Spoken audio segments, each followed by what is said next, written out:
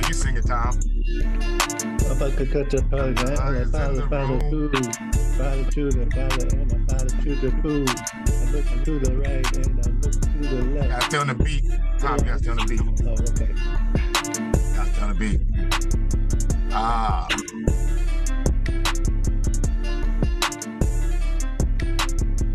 And we're gonna wake it up today in New Haven, Urban Talk Radio, 103.5 FM. I am your host, Shafiq Abdul-Sabar, and my co-host, Kingsley Osei, is in Africa. He's in Ghana on vacation. He might come on, I'm not really sure, but we're wishing him greetings in Ghana from the U.S. and hope that his travel is going well and that he's enjoying himself. Today on Urban Talk Radio, I got a special guest, but before we get into that, we just want to let you know Urban Talk Radio is about conversation, information, education, inspiration, motivation from the American urban perspective.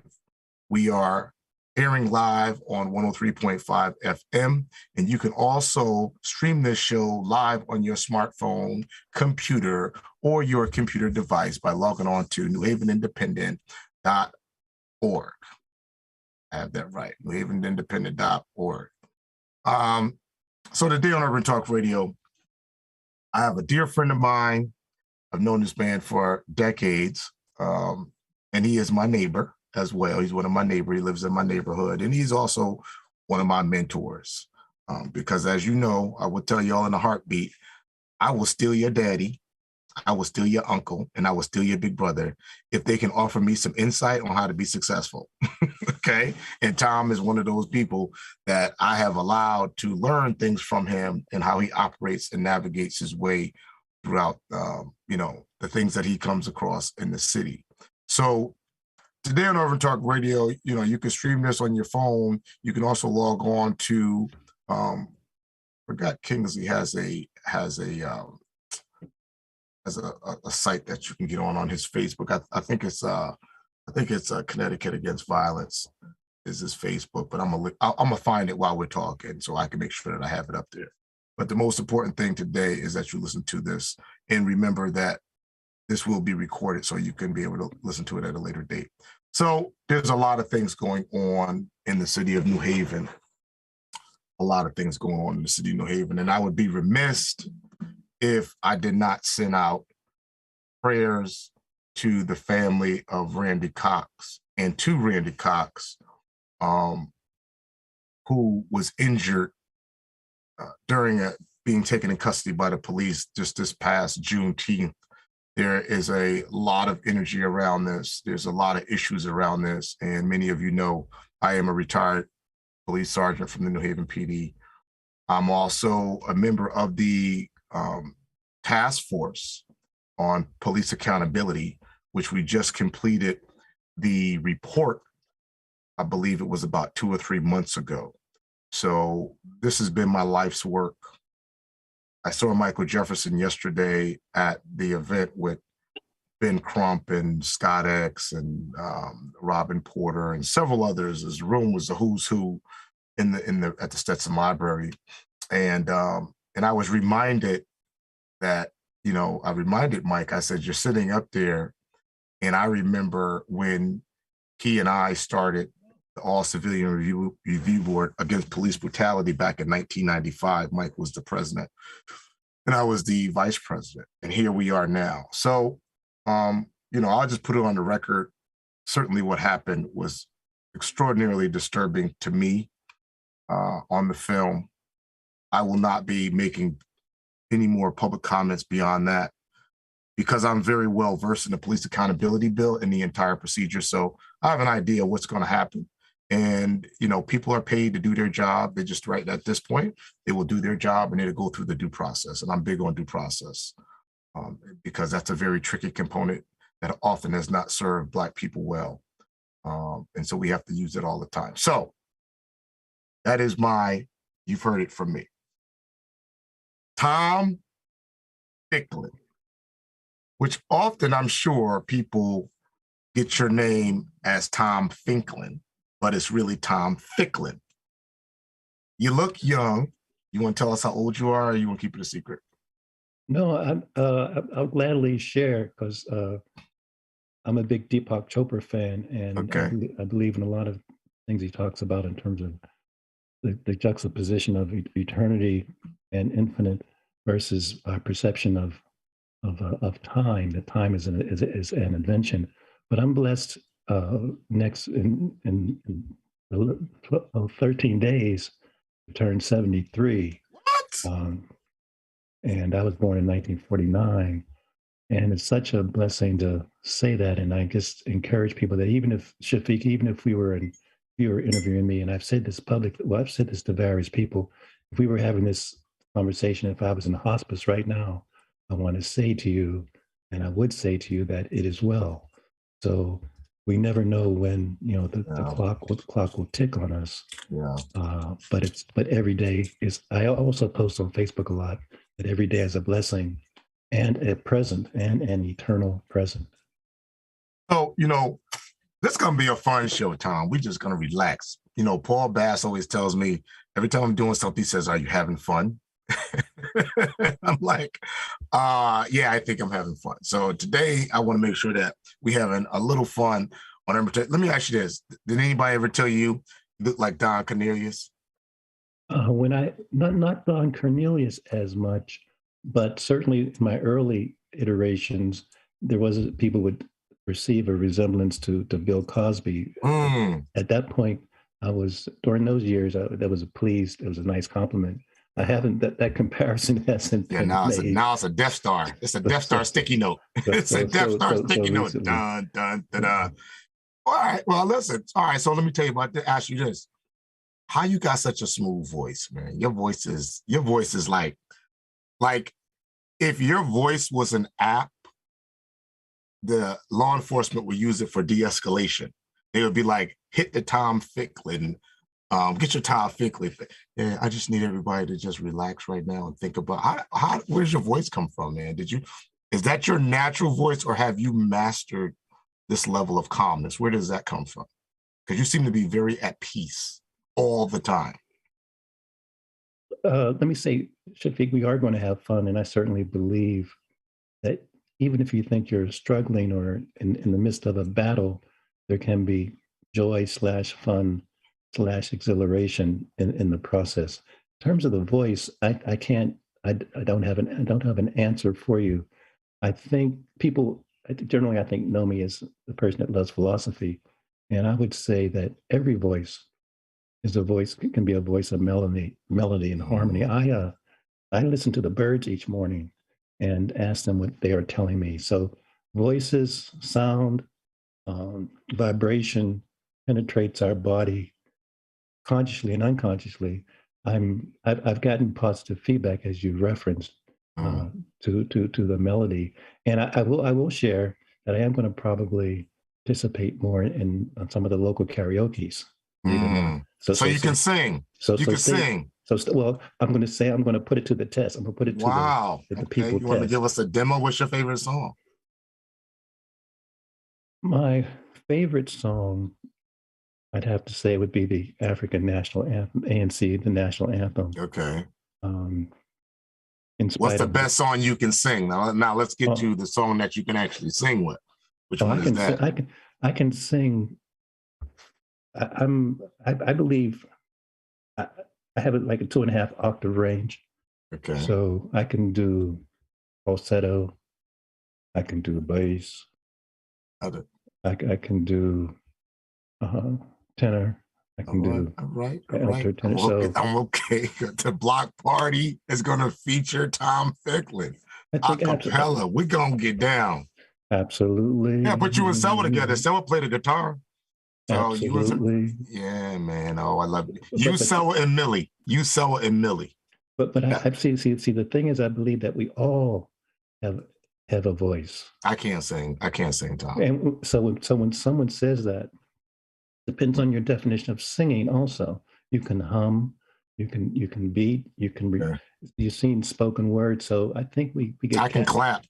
I'm a clapper. You can clap. So I think, I'm in a fraternity. I'm in Phi Beta Sigma, so I could step dance. yeah, and You know, I won't hold you, I won't hold that against you yeah, either. that's Right? about as far as I can go, man. Being I an can epic, appreciate. I could do it. I got the head move because I come from the I come from the head move era. Got the head move. That's what I could do. That's it. yeah, yeah. Stay in my lane.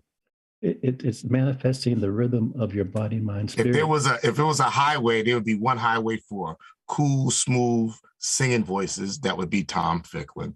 There would be another lane for um, non-singers but can hum. That'd be another lane. And then there's another lane for head move.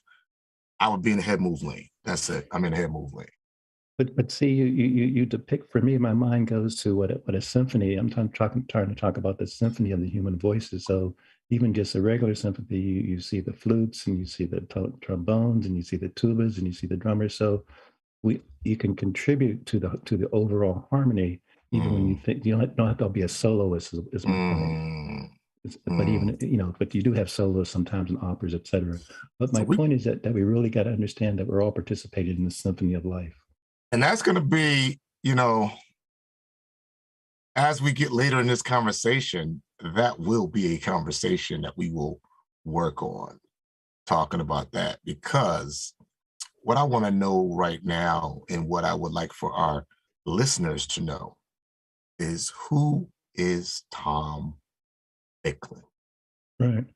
And my answer to you is that I'm often a mystery to myself. I have to, when I involved with groups or small groups or large groups or talking to people, even in the barbershop, I ask them when they wake up, is their first thought that they're a male or a female, or they're black or white or Hispanic, or they don't know. They really get a lot of interesting response. I get a lot of interesting responses to that. For me, I think a driver for me is that you may know your slave name or your American name, but very few of us really even know our real names in terms of ancestry. But my point is that I think you need to think about that we all are unfolding mysteries to ourselves.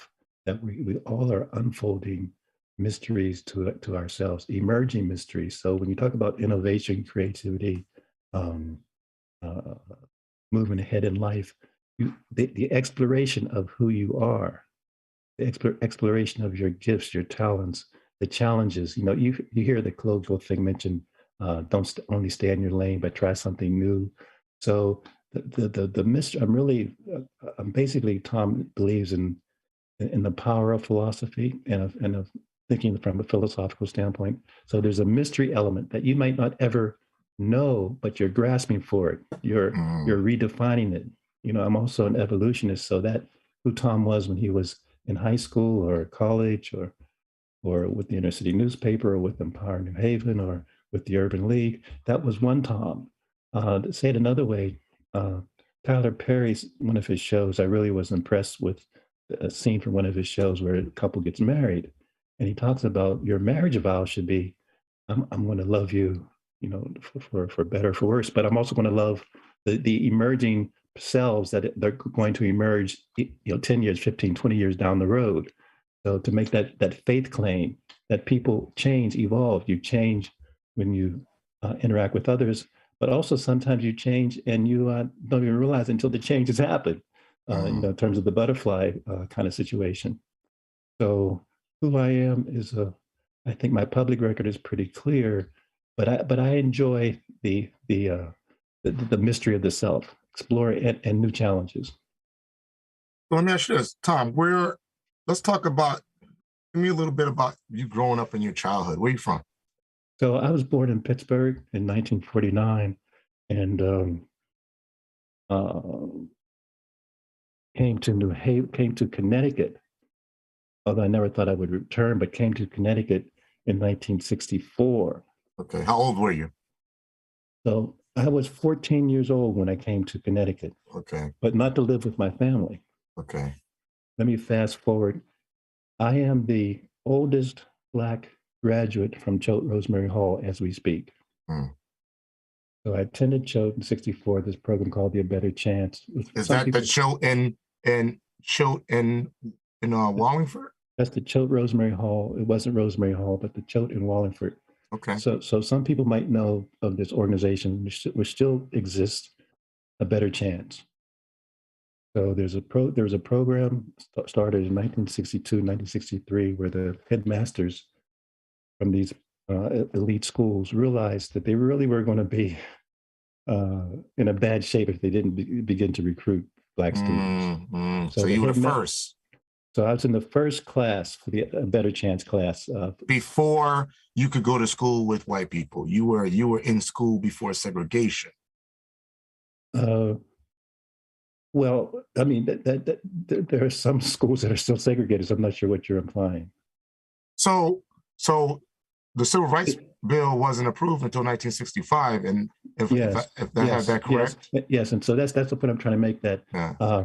the white headmasters realized that they needed to get ahead of the curve. There's a letter that the headmaster sent to President Kennedy saying that they want to establish this thing called A Better Chance. So yeah, it was their way of reaching out and before affirmative action, even if you will. So the summer of '64, when I go to Choate, also you had the summer of '64 where you had black older young college students going south. So you Mhm. had the civil rights movement kind of taking place with SNCC, et cetera, in the South. And then you had these young 13, 14, 15-year-old guys, 67 of us, recruited nationally by the A Better Chance program. And I applied to two other schools, but I attended Choate and graduated in '67.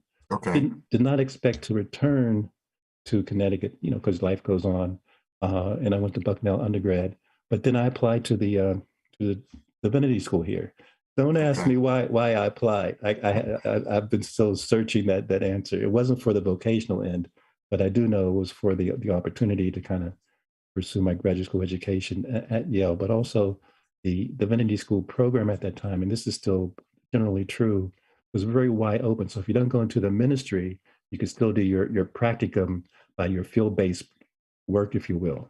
So I worked. So do you find that, and I'm asking, maybe some people that are listening live could chime in on this, but it seems that, if you go back in the history of Yale with Edward Alexander Boucher, Mhm, um, in his struggles to become a Yale graduate, if you will, mhm, it seems that the divinity school has become a pathway of less resistance if you are trying to achieve a higher degree at Yale. So if you want to get a PhD and you don't want them, having to jump through all of the hoops that might be there, the structural racism and the different disenfranchisement, the divinity school is like, we don't mind you having a PhD and in in this thing here. Would my uh, theory be proper on that or no? I would only just add the caveat that there's a master's of religion degree and a master's of divinity degree from the Okay. divinity school. If you want a higher degree, if you want a PhD, then you have to go through religious studies. So no, the academic credential of the doctorate still has to come through another department. But I will say to you that you have many people, young and old, and the folks that apply for the school, it's a wide range. You have people second career, third career, people right out of college. But the school, traditionally, people even look at the divinity schools from the jump, meaning that Harvard and Yale were initially religious schools. So, but I digress. I guess what I'm trying to make is the attraction for me was that I've always been interested in the psychology of religion, the sociology of religion, Mm, the fact that this phenomenon has been with us for recorded history. yes. And so I was able to you only had to take maybe 20% of your courses to be biblically related. Mm, So you're able to take courses off campus at other departments. So before there was a School of Organization and Management, there was a smaller school. So my first introduction to group theory, Gestalt, Tavistock, the New Age movement at that time was courses that I took in terms of organizational development. I also took a course on Black church and economics. Also took a course on Black church and the media. During that point. So the true liberal arts graduate school opportunity with the imprimatur, if you will, of a Yale degree was an attraction. so what's your religion? Do you have a religion that you I follow? I do not have a religion that I can specify from a name standpoint. Uh, there's a lot of Harvard, for example, has a world religion program as part of their divinity school that's exploring the religious impulse that emanates from all of us, separate from ideology, separate from institutional barriers, separate from institutional precedent in terms of the religious impulse. That there seems to be this human impulse in our as a species, as we consider ourselves to be a species, that drives us toward a higher something, a belief in the higher something, a Mm, fascination with the higher something. That this impatience with being on earth and not helping and loving one another stimulates kind of a religious impulse. So I've been doing a lot of reading lately on on on religious anthropology.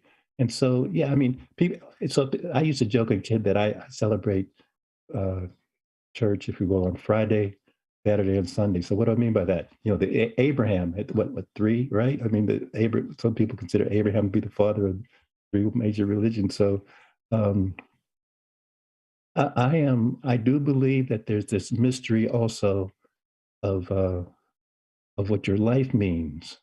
mm. And I think people do pursue that search. Paul Tillich is he's old but deceased, but pretty well known black white theologian. You know, and he talks about the religious quest. William James talks about the mysteries of the variety of the religious experience. Um, as a sidebar, by the way, the increased attraction to psilocybin and the mushrooms and LSD, you've heard about how that's exploding in the clinical trials in terms of therapy, et cetera. All these ways of how the exploring how the mind interacts with your body, mind, and spirit. If you're just joining us today on Urban Talk Radio, I am your host, Shafiq Abustabar. My co-host, Kingsley Osei, is in Ghana. We are on live today with our guest, Tom Ficklin. You can join this show by logging on to newhavenindependent.org, or you can listen to the show live at WNAH 103.5 FM. Tom, Let me, if I can just close the loop on the divinity school. Yes, sir. While I was there, I was secretary of the Black seminarians, but I'm also most recently I was elected to the Yale Divinity School alumni board, which I'm very proud of. And again, people don't assume, they know that I'm not a minister in the institutional sense, but the range of alumni and the skill sets that the school wants to bring is quite broad. So I'm really proud to be recently elected to the Yale Divinity School alumni board. So I'm going to ask you before I get into some other stuff, I'm going to ask you this, Tom. I'm in the process of reading this book. Let me pull it up. I like this guy. I never met him, but I like this book, and I'm even speaking a little ahead of myself. I don't even know if he's alive or not. But the book is by Stephen R. Covey. It's called The Eighth Habit. Yes. The Eighth Habit. Now, I've already read The 7 Habits of Highly Successful People, and that book blew my mind. It blew my mind. I read that book and a couple other books, and then I came out of remodeling my wife's studio, and I said, I'm going to run for alder. All right. And then I ran for alder. And as you know, I recently had to step down for what I perceived to be a conflict of interest with my contract and in my aldermanic duties. And I started reading The Eighth Habit. In the story of The Eighth Habit, there is if I have it correct, a 5-star general. And he's on his deathbed. He calls his son into the room to give his son some advice as he is on his deathbed. And he says, son, something to the effect, I know it may seem that I had a successful life. He said, but I have failed. He said, and I hope that you would do what I did not do. And he said, speak your voice, and I'm paraphrasing it, but he's saying, speak your voice, be a change agent. Don't be like me.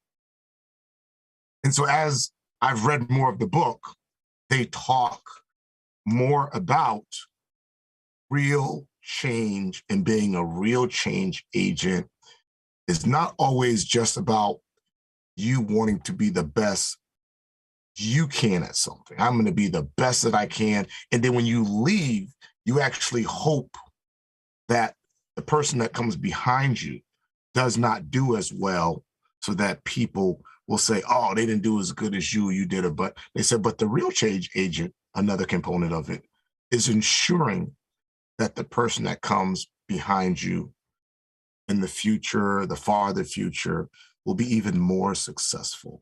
Yes. Yes. Right? And Yes. being a true change agent is not you acting and reacting to the condition, but it is you existing in your passion so Yes. much in a way where your passion, not emotions, but your passion and your will gives you the courage to take you to the next level. Talk about that. Oh, absolutely. I mean, the Native American folks have that thing about what you do today, you want to consider that's going to impact 7 generations ahead. So again, that gets back to philosophy. So I firmly believe that. And what I hear you when you were talking, my mind went to, yeah, what does it mean to be a catalytic agent? What does it mean to be a catalytic agent? How can you inspire, sustain, nurture, be an energy force that also increases the energy component of others. Now, I mean, we can see in the political, we can see as we look at history, we see various people fighting over who's in power or slash who has who has the most energy. Mm. So yeah, Covey's very popular, and he's written several books. And you go on YouTube, and so again, that gets to, you mentioned the 8 stages. Abraham Maslow has the thing about, the your stages of life. Piaget, in terms of child development, has these steps. So there's one we've been looking. Somehow we do look at what growth means, and growth and development from a stage standpoint. There's a downside, however, to that because it still implies hierarchy. And Mm. so people often talk about what leadership is. And I do not believe, although history talks about the great man or great woman theory, I think we get hung up and also confused and distracted by this term leadership. Leadership is everyone has to lead. And often folks will get recognition for their leadership just because of happenstance and situation That's and right. That's right. circumstance. Uh, but leadership can be a contradictory term. We don't need leadership as much as we need just collecting hands. I like the That's Native great. American, the Native American and indigenous people, sitting in a round, the fireside chat, and also the passing of the mic, passing of the peace pipe. Mm. So leadership needs to be at least a quantum level experience, multi-layered experience, and an interactive experience. Social media allows Mm. everyone in my mind to participate in this leadership syndrome. Now, the downside also is egos kick in, and you want to Mm. have more likes, et cetera, et cetera. So there's always that yin and yang to action. An action you take might be positive, might be negative, and then how people perceive it, and also how it interacts with another person's energy. But but Covey is definitely worth Yeah, pursuing. he's this dude is this dude right now is my Jedi master right now. So Absolutely. people was like, oh, Shafiq, what are you thinking about? Shafiq, what are you doing? You should be reading The Eighth Habit with me. You will have half of an idea of what I might be doing next. Sure, This sure. dude is, but um, what's really interesting that you brought up was leadership, and power. Hmm.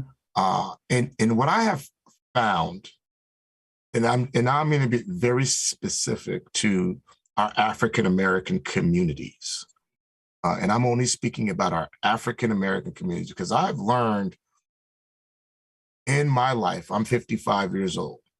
Sometimes you think you're smart and you want to make statements about people, and so you make a people statement and not recognize all of the different dichotomies that exist in cultures, ethnicities, and socioeconomic spheres. And then what you said doesn't apply to everybody, right? So I can speak specifically to African American experience because I am an African American. I have a PhD in being Black, right? So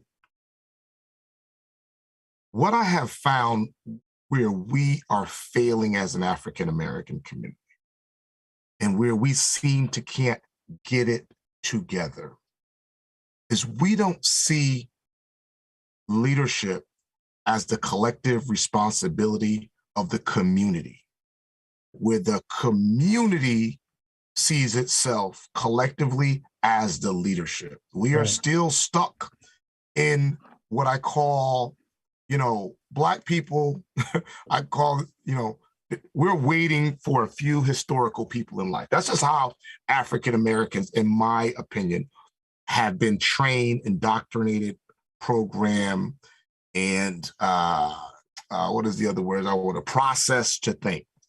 We are waiting for Jesus. Right. We are looking for two white leader styles to appear back in our space. John F. Kennedy and Bobby Kennedy. We are looking for two African American leaders styles to reappear in our space. Martin Luther King and El Hajj Malik El Shabazz. I believe in modern day, that's what African Americans are waiting for. However, what we're missing is that our collective power of leadership together, if everybody in themselves can just find one component of being a leader, as you said, finding their voice, no matter what that sounds like, finding the internal courage. What's your internal combustion system? That together as a whole will bring us that solidity that we are looking for to part of the solutions as African Americans. I mean, I know I'm there with it, but what's your thought process? I mean, because here's the deal, and we're not going to talk about you're the nominated candidate for the alder coming in. That's another conversation, because I think what's more important right now is you being able to give your perspective before your voice kind of gets changed in a few ways. I can't really, because because that's what you're walking into, right? You've been living in that space, but now you're going to walk in a space where you're going to have to speak on behalf of all these different people.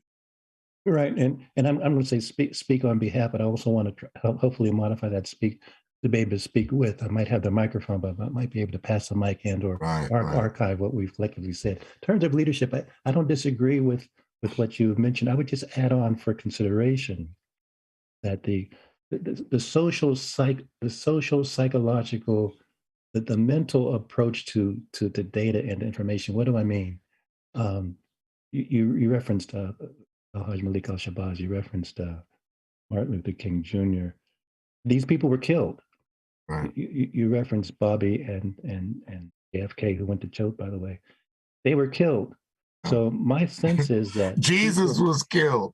And if you want to, if you depending on the perspective you're coming from, he was nailed to the cross, right? Right. Well, if you believe that there was a Jesus, if you believe the story does lead to his demise, but also leads to, some people believe, to his resurrection. But my point is that it's not that people understand in the final analysis, in their heart of hearts, in their solitary souls, that perhaps up until this point, to really lead, you may be killed.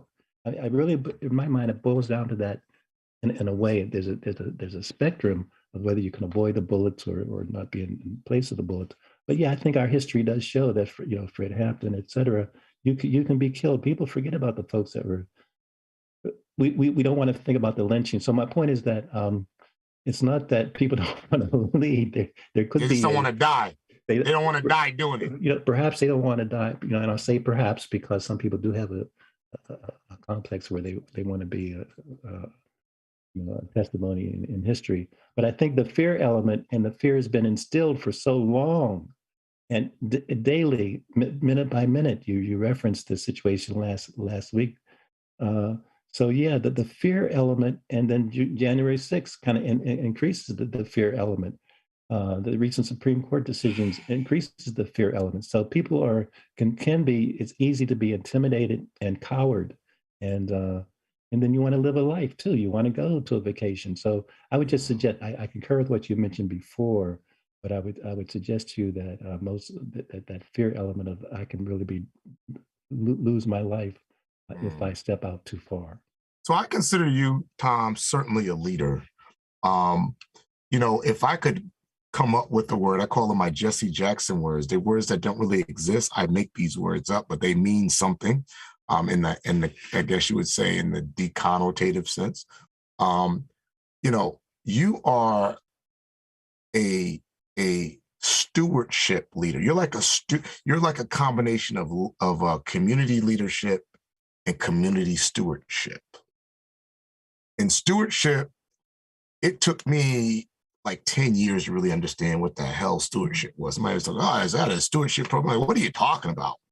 But leadership is a person existing in the moment to the conditions around them, in the changing conditions around them. And so their leadership needs, their leadership style, and their leadership effectiveness will be determined on how they adapt to the different situations.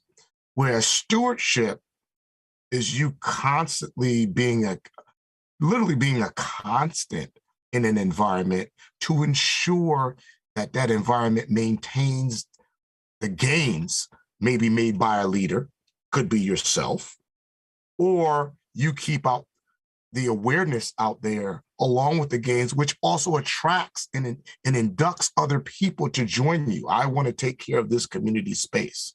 I'm going to do it. Whether nobody's there or not, you're constantly there weeding it, planting the flowers. Somebody comes by, hey, Tom, what are you doing? I'm planting flowers. You're out here all the time. Yes, I'll drop off some flowers. That gives it longevity. Where do you see yourself as a steward and a leader? Do you see yourself as that type of I've, person? I've been blessed for most of my life that I can remember, meaning I don't remember much beyond or earlier than 7 or 8. But all of my life, since 7 or 8, I've held quote unquote leadership positions, going back to captain of the safety patrol, Mm. going back to So you're a captain. natural born leader. I'll respond to that in a second. Going back to captain of the Choate basketball team. I was a trustee at Choate also in the 90s. I've been I've just been truly blessed and placed in positions through really my family, and I'm going to explain that just in a second. That has caused me not even to look back much. I do reflect on things, but people ask me, "You seem busy, Tom," and I say, in my mind, I was busiest between 7 years old and 14 years old with the various, sandlot football, basketball, track. Uh, uh, Music lessons, flute lessons, piano lessons, uh, violin lessons, Sunday school, church, junior usher board. So I've been on this. I've been conditioned. I think, in a sense, it's the challenge is to look at how you've been, and you've referenced throughout this conversation the impact of sociology and organizations and external stimuli. Uh, Sometimes I think about whether I've just been programmed, but sometimes I ask myself, who was the real Tom? Why did you do these things? What made you do these things? I can't say that my parents pushed me or pressured me. Um, so also sometimes, Shafiq, the word addictions can come in. You can become addicted to behaviors and just operate them unconsciously, although you think that it's a community benefit. So I've been I said I have not to reflective. I've been very reflective on my journey and really appreciate this conversation. But my story is one that I reflect upon a lot in terms of why now, why am I still alive? I think about people that I know that have not lived as long, Mm, and I know a lot of them, and I'm at that age group. So I mentioned my addiction to my passion for philosophy. I think mm. the philosophical mind, the Sankofa mind, Yes. the Sankofa mind is really a lot of African parables are really worth thinking about. Um, the past and the present, and then being able to integrate the future in your actions. So, um, yeah, I'm not sure if that answers your Yeah. question, but Here's what I like to know, Tom. What's going to be your legacy? You're unique. It's African American, progressive Black man in a community that embraces you and really yields to your leadership and your intelligence. You well, have the ability right now, which you know, to write your legacy. What yeah, what is that legacy right. gonna But be? I'm not don't mean to bicker. I don't like to. I don't think that's a fair way. I don't think of legacy uh, in that way in terms of influence. In terms of my influence on the planet, I think we all have influence. I'm looking forward to this next journey in my life. Mm, Uh, because I think I do have something to contribute. And it's not just a financial contribution, but I do think I have addition information, contacts, relationships that I've garnered, the social capital. I think mm, I have an opportunity to move that social capital into economic capital for all, so to make a greater contribution. And whether people look back on that as being positive or not, that's for history and uh, barbershop talk. So I don't, mm, and sometimes legacy implies an ego component. Not that I'm egoless, mm. but I am aware that the ego can sometimes blind you to legitimate tactical and strategic decisions in your Yes. daily behavior. So I'm not concerned. The reason I kind of threw my hat into the ring, one of the reasons for this automatic opportunity was because I saw it to be another a sincere opportunity to continue to make another vehicle to continue to make contribution, Mm, to continue to add on. Uh, and so much is good is going on in New Haven, but again, as the events of the last week and yesterday could see, we still have miles to yeah. go before we Yeah. sleep. Yeah. Well, yeah. Who was that? Who was Walt Whitman? Well, Walt Whitman? Robert Frost, Robert Frost? right? Miles and miles to go before we sleep. Is it, let's see. I got a question. Uh, say somebody's got something. 3 questions for your distinguished guest, Mr. Ficklin. Do you personally believe in Father God, Jesus Christ, and the Holy Ghost Spirit? Well, he said that he doesn't follow a religion, so I'll answer that for him. Do you personally agree with homosexuality? I'll let you answer that one. And the second one is, do you personally believe in integration as an economic plus or minus for us as Black, divided, and conquered people? So you've already answered the first one, Tom. This is from David Bailey. You've already answered the first one about religion. I'll ask your views Well, on. I can let me Okay, give me the chance to answer all three. go ahead, go ahead, That go ahead, first one Tom. again. Repeat the first one again. So the first one is, do you personally believe in the Father God, Son Jesus Christ, and the Holy Ghost Spirit? Yes. Let me say that uh, I don't think, and Shafiq, this is the beauty of the show. I know we have about 7 or 8 more minutes. Yes, sir. I don't. I think it's none of his business what I believe in. I think I want to be measured by what I do, Mm, but I think your personal religious beliefs should or your personal religious beliefs. Now but you have these political litmus tests. Do you believe in abortion? Do you believe in pro-life? right, that's So correct. our political life has been contaminated, assaulted, destroyed by these litmus tests of ideology. And then obviously, if you think of the Crusades and the impact of religion, the negative impact of so-called religion. Uh, so there's one way to look at institutional religion, and there's another way to look at the academic reading. And even in terms of the things that he's mentioned, there's so many interpretations. There's a book called The Gospel of Thomas. The gospel, there's four gospels. The Gospel of Thomas did not make the cut. I Right. recommend that people look up the Gospel of Thomas. So the politics impacts everything. And the Gnostics. So if you read what was going on in terms of the time that we believe that some people believe the words of Jesus, those are very fertile times in terms of religious ideologies and beliefs. And then it worked out into the Roman Empire and the Catholic Church kind of wielding power. So, but I don't really think it's necessarily that relevant for him or her to know. All right. So But question two, Mhm. do you agree with homosexuality?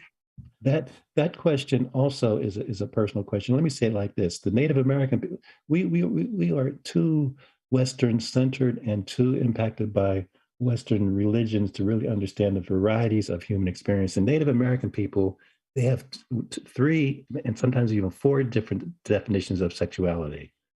So, you had like the drag fashion show on the Green the other day, on Saturday. But in a lot of indigenous societies, people have expressed their sexuality in a variety of ways: asexual, male dominant, female dominated. So I think as you study history, as you understand that we all are evolving, that you would see that this word homosexuality is also an attempt to control and divide. And the final question is, do you personally believe that integration is an economic plus, or do you think it is an economic minus for us as Black people who have been divided and culture conquered? So I think if you need summary, I can summary it. No, But no, no. yeah, Here I can let me be very specific. Plessy versus Ferguson said that if Plessy versus Ferguson, people know in 1896, talked about separate but equal, but it also said that we would fund Black things at the same degree of white things. If Black institutions had been funded at the same rate as the white institutions, we really might have been better off. I'm trying to suggest that this word integration is also a. You mentioned Malcolm X. Shabazz. You got to. It's an okey doke. right. Independence and liberation, whether we're in South Africa or Ghana or Sudan at the moment, North Sudan, by the way, or South Sudan, Yes. or in Pakistan, which was a new. People forget that when the Pakistan kind of created itself. I'm trying to suggest that the integration of societies, you want to look at it beyond just the American experience. I know your show is urban focused, but No, we're uh, education focused. Remember okay, education. okay. So the word integration is an okey doke. Yeah, It's how do you preserve it and succeed, and even so let me just say that, yeah, that in 1870s, people might not know, in 1875 we had the civil rights 1875 the Civil Rights Act, which was reversed by the Supreme that's Court a few correct. years later. So people got to understand that this struggle continues. It will continue, but we That's can have right. joy That's and right. hope and success and inspiration by being on the planet and expressing your voice and not dying early. And then just to get people to understand that, and hopefully will understand this is wrap up at 57 today. Okay, so we got 2 minutes. I remember back in 2012 when I was the president of the National Association of Black Law Enforcement Officers, and we were trying to help modify with ACLU and CARE and some others, the Alvin Penn bill. Mm-hmm, And at the mm-hmm. time, the African American Affairs Committee existed at the state level. And they had some funding. They had some funding because they were getting funding from the governor's office. And the following year, after if I have this correct, after the Alvin Penn bill was amended, they were basically defunded. The governor gave them no more money in the budget, so they couldn't operate. Mm-hmm. They couldn't Mm-hmm. operate. And then years went forward, and then you started seeing the excessive force bill having to be enacted, and now most recently the police accountability bill being enacted. The African American Affairs Committee was combined with the Hispanic Latino Affairs Committee. They don't really have the money correctly right now, and they outsourced it to UConn as being the brain head. So what you're saying is exactly right. When we do not put the money to the action, Yes. then we find ourselves later down the road cleaning up stuff. So All right. Well, look, Tom, I'm going to bring you back on the show. Tell people about your show right quick before we get off. When can they listen to your show? Mondays and Fridays at 11. And I'm blessed to have co-hosts, and it pertains to the leadership issue. And I should say host in my absence, because one monkey does not rule the lair. So Yes. Maurice Williams tomorrow on Friday, for example, Awesome. will be hosting for Awesome. me. And I've had maybe 10 or so people host in my absence, just to kind of illustrate that it's a collective leadership endeavor. Excellent. So if you just joined us today on Urban Talk Radio, I am on with Tom Ficklin, community leader, intellectual, man of courage, integrity. He's my dude. Remember, Urban Talk Radio airs every Wednesday at 11 a.m. on 103.5 FM, and you can stream us as well on newhavenindependent.org. Harry Dross is our producer in the background. We appreciate him. My co-host Kingsley Osei is in Africa and on the coast. It's over there on the coast of Africa. Tom, we wish you the best of luck. And we hope that all of the positive energy of the universe is around you. I'll be praying for you as a Muslim brother. Thank you so much. I'll be there for you, man. Appreciate you. Appreciate you. Tom is the highest in the room, y'all. The highest in the room. I love this song right here. Yeah, I can't say it.